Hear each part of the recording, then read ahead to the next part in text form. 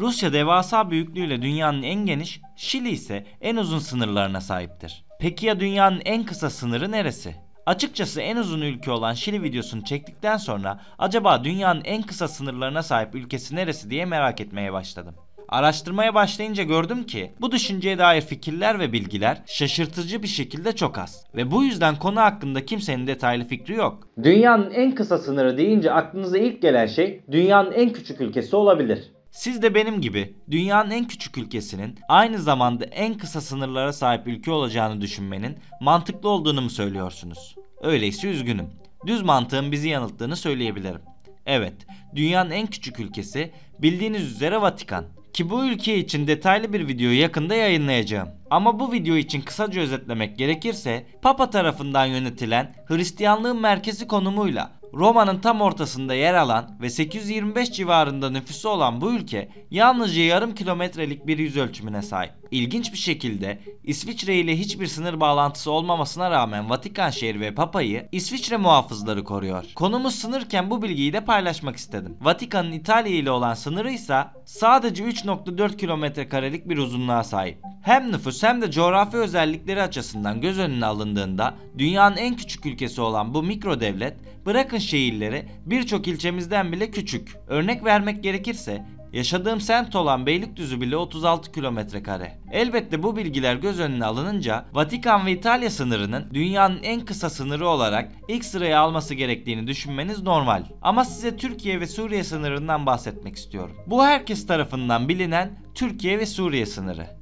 Bu ise Suriye topraklarında yer alan ve Türkiye toprağı olarak kabul gören Caber Kalesi'nin Suriye ile olan sınırı. Şaşırtıcı derecede çok kısa, öyle değil mi? Adayı Suriye topraklarına bağlayan bu küçük arazi resmi olarak hesaplanmamış olsa da belki de 100 metreden bile küçük ve bu haliyle Türkiye ve Suriye sınırının dünyanın en kısa sınırı olduğunu söylemek mümkün gibi duruyor.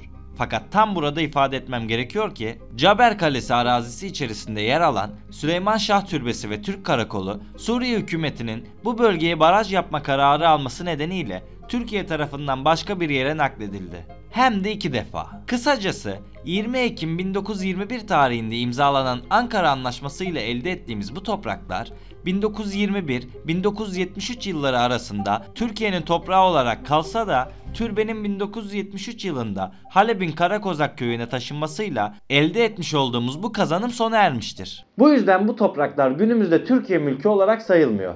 Çok yaklaşmış olsak da dünyanın en kısa sınırları bize ait değil. Peki öyleyse neresi? Gelin detayları anlatmak için size yardımcı olayım. Siz de bana yardımcı olmak isterseniz kanalıma abone olabilir ve videoyu beğenebilirsiniz. Biraz önce size bahsettiğim Suriye'de bulunan Türkiye toprağı bir ex-Slav toprak örneğidir. Bu da basitçe belirli bir ülkenin kendi ülkesinden ayrılmış olan topraklarına verilen isimdir. Konu tam da bundan açılmışken size bazı örnekler verebilirim.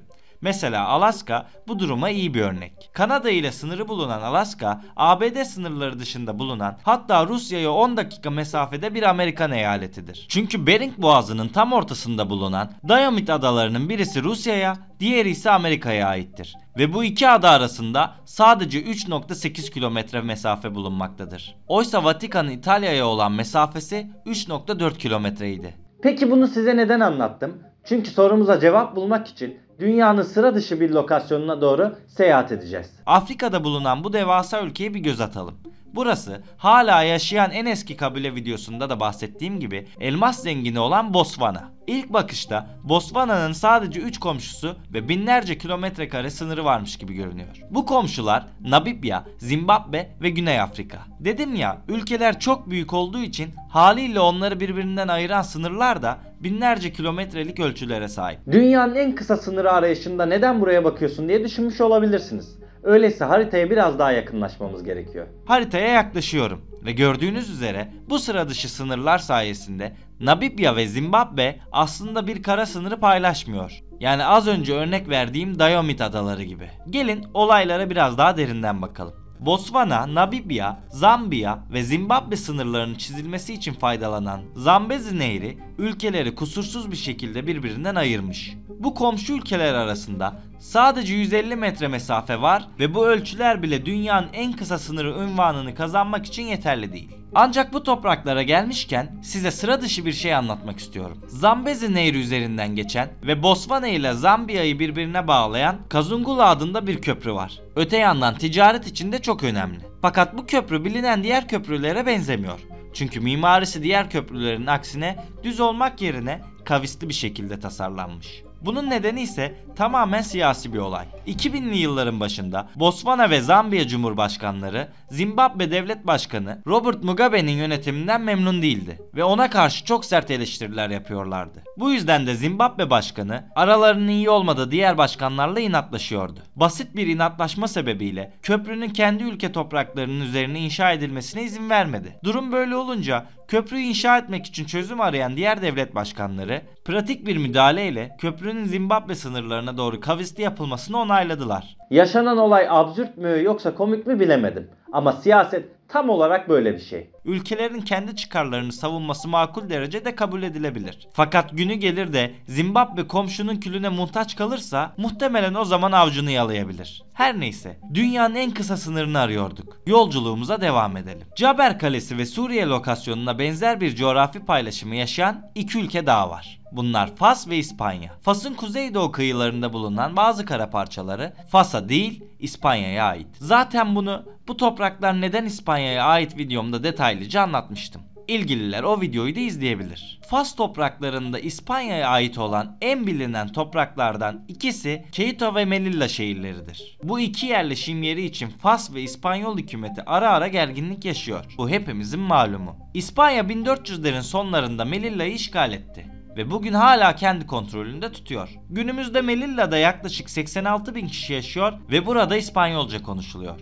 Şehir Afrika'da bulunmasına rağmen kendine özgü İspanyol mimarisiyle tasarlanmış ve para birimi ise Euro. Bölge Kuzey Afrika'da yer almasına karşın hem Müslüman kültüre sahip hem de Avrupa toprakları sayılıyor. Bu açıdan sıra dışı olsa da bizim ilgilendiğimiz soruya cevap olamıyor. Cevap bulmamız için İspanya hakimiyetindeki Peñón de Vélez La Gomera olarak bilinen yere gitmemiz gerekiyor. Şu görsele bakınca bana bizzat Caber Kalesi'ni andırıyor. Gerçekten de tıpatıp benziyorlar. Tıpkı Suriye sınırından ayrılan küçük Türk Yarımadası gibi Fas'ın Kuzey Afrika sahil şeridi üzerinde İspanya'ya bağlı küçük bir ada burası. İşlev olarak da aynı görevi görüyorlar. Adada küçük bir karakol ve bu karakolda yaşayan küçük bir askeri birlik mevcut. Aynı kıyı şeridi üzerinde İspanya'ya bağlı bir diğer nokta olan Melilla'dan yönetilmektedir. Bu küçük yerleşim yerine dair şunu söyleyebilirim ki burası önceleri karadan bağımsız bir adaymış.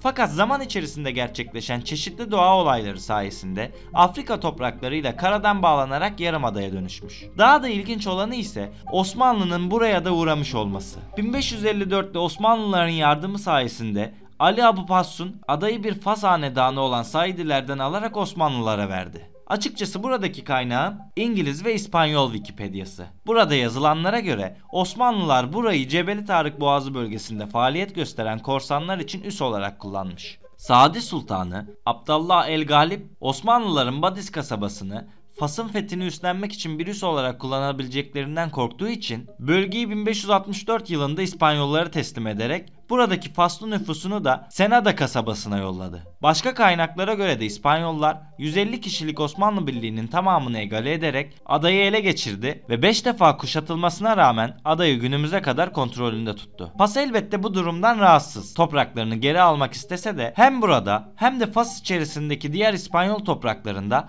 hala İspanya'nın askerleri bulunuyor. Konuyu toplayacak olursak İspanya ve Fas sınırını birbirinden ayıran bu sınırın uzunluğunun sadece 85 metreden ibaret olduğunu söyleyebilirim. Bu ölçülere göre dünyanın en kısa sınırının burası olduğunu da söylemek mümkün. Kim bilir, Caber Kalesi hala Türk toprağı olarak kalabilseydi belki de bu sıra dışı ünvan Türkiye ve Suriye sınırına ait olacaktı.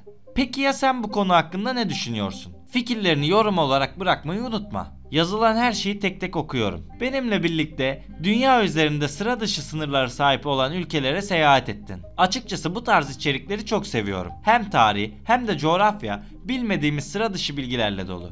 Ve bunları aydınlatmaya çalışırken çok keyif alıyorum. Öte yandan bu sıralar haftada 2 video atamıyorum. En kısa zamanda bu durumun üstesinden gelecek ve yeni videolar, yeni keşiflerle telafi edeceğim. Destekleriniz sayesinde 50.000 abone hayalime ağır ağır ama selamet içinde gidiyorum. Yürüdüğüm ve kendime çok inandığım bu yolda beni yalnız bırakmadığınız ve videoyu buraya kadar izlediğiniz için çok ama çok teşekkür ederim. Videoyu beğenmeyi ve kanala abone olarak beni desteklemeyi unutmayın. Bir sonraki keşifte görüşmek üzere. Kendinize iyi bakın.